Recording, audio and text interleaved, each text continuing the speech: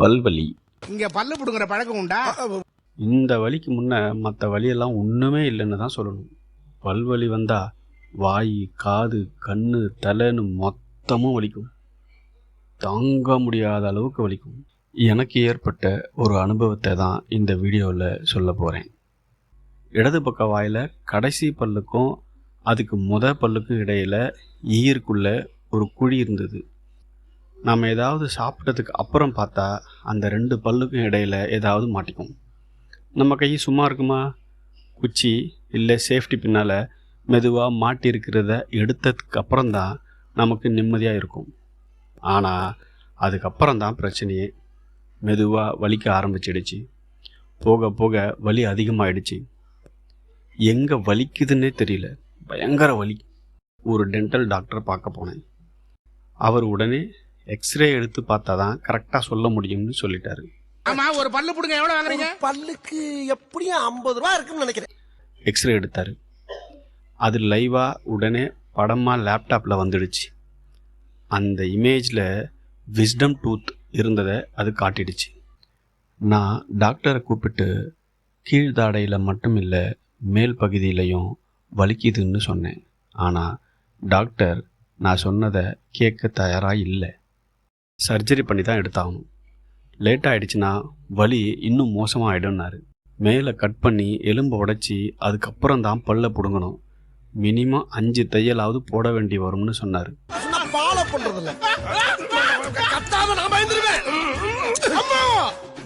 நீங்கள் கன்ஃபார்ம் பண்ணினா உடனே சர்ஜன் கிட்ட அப்பாயின்மெண்ட் வாங்கிடலான்னு சொன்னார். என்ன சொல்கிறீங்கன்னு கேட்டார். உடனே ஆப்ரேஷன்னு சொன்னதுனால வேறு ஒரு டாக்டர்கிட்ட செகண்ட் ஒப்பீனியன் கேட்கலான்னு எனக்கு தோணுச்சு. சரி, நான் அப்புறமா வரேன்னு சொல்லிட்டு வேறு ஒரு டாக்டரை பார்க்க போனேன். ஏன்னா நான் கீழே மட்டும் இல்லை, மேலேயும் வலி இருக்குன்னு சொல்கிறேன். ஆனால் டாக்டர் அதை காது கொடுத்தே கேட்கல. ஏன்னா எனக்கு ஏற்கனவே தெரியும் வலது பக்கத்துலேயும் ஒரு விஸ்டம் பல் இருக்குது. அதனால எனக்கு எந்த பிரச்சனையும் இல்லை. வேறு ஒரு டாக்டரை பார்த்தேன். அவரும் வழக்கம் போல் என்ன பிரச்சனைன்னு கேட்டார். நானும் என் வலியை பற்றி சொன்னேன். அவரும் வாய்க்குள்ளே மவுத் மிரரை விட்டு கொஞ்ச நேரம் மேலேயும் கீழேயும் பார்த்தாரு. அப்புறம் அதே மவுத் மிரரை திருப்பி எல்லா பல்லுலையும் டொக்கு டொக்குன்னு தட்டி இங்கே வலிக்குதா இங்கே வலிக்குதான்னு கேட்டார். அப்படி தட்டும்போது எல்லா பல்லும் வலிக்கிற மாதிரியே இருக்கும். ஆனால் அப்போ தான் நம்ம ரொம்ப உஷாராக இருக்கணும். மாற்றி கீத்தி சொல்லிட்டீங்க, அப்புறம் நல்ல பல்லும் நொல்ல பல்லாக போயிடும்.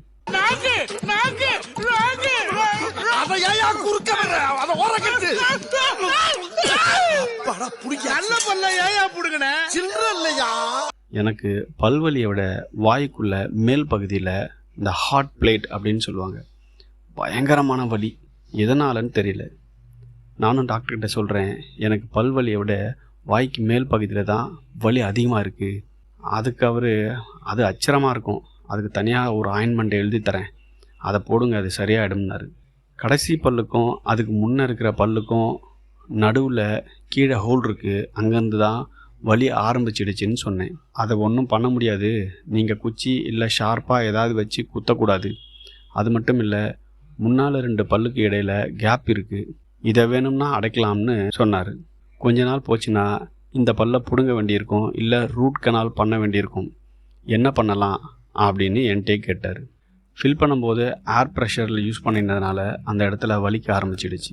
மறுநாள் வாயோட மேல் பகுதியில் வலி அதிகமாகிடுச்சு. தாங்க முடியாத அளவுக்கு எரியும். வலியோட ஆஃபீஸுக்கு போயிட்டேன். வலி அதிகமாகிட்டே இருந்தது.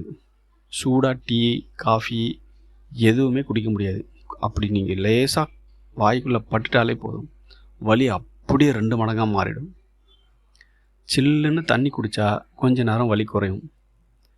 கொஞ்ச நேரத்தில் திரும்ப வலிக்க ஆரம்பிச்சிடும். போக போக வலி அதிகமாகிட்டே இருந்தது. தண்ணி குடிச்சு வயிறு பெருசாகிடுச்சு. கொஞ்ச நேரம் தண்ணியை வாயில் வச்சுருந்து துப்பிக்கிட்டே வீட்டுக்கு வந்து சேர்ந்துட்டேன். ஆனாலும் வலி குறையல. பைக்கில் வரும்போது தான் ஒன்று கவனித்தேன். வலி இருக்கிற அந்த சதப்பகுதி மேலே சில்லுன்னு ஏதாவது பட்டால் உடனே வலி போயிடுது. ஆனால் அடுத்த கொஞ்ச நேரத்திலேயே திரும்ப வலிக்க ஆரம்பிச்சிடுது. நம்மளோட நாக்கு பட்டா கூட வலி உயிர் போகிற அளவுக்கு இருக்கும். அப்போ தான் ஒரு விஷயம் கண்டுபிடிச்சேன். பாதிக்கப்பட்ட பகுதிக்கு மேலே ஏதாவது ஒரு லேயர் இருந்தால் வலிக்கலை. என்ன பண்ணலான்னு யோசித்து மென்தால் சாக்லேட் சாப்பிட்டா வாய்க்குள்ளே ஏசி போட்டால் மாதிரி இருக்கும்னு அட்வர்டைஸ்மெண்ட்லாம் சொல்கிறாங்களேன்னு ஒரு சாக்லேட்டை வாங்கி வாயில் போட்டேன். அவ்வளவுதான், முன்னை விட ஜாஸ்தியாக எரிய ஆரம்பிச்சிடுச்சு. உடனே வாயை கழுவி திரும்ப சில்லுன்னு தண்ணி குடிக்க வேண்டியதாக போச்சு. எவ்வளோ நேரம் தான் தண்ணியை வாயில் வச்சுக்கிட்டே இருக்கிறது? திரும்பவும் ஒரு ஐடியா வந்தது. சரி, இதை செஞ்சு பார்த்தா என்னன்னு தோணுச்சு. அதாவது ஏதாவது அந்த இடத்துல ஆயில் ஏதாவது தடவினா இந்த வலி போகுதான்னு பார்க்கலான்னு தோணுச்சு. உடனே வீட்டில் இருந்த பாதாம் ஆயில் எடுத்து வலிக்கிற பகுதி மேலே தடவினேன். கொஞ்ச நேரத்தில் வலி குறைஞ்ச மாதிரி இருந்தது. இப்போ வலி எங்கே இருக்குன்னு தெரியல.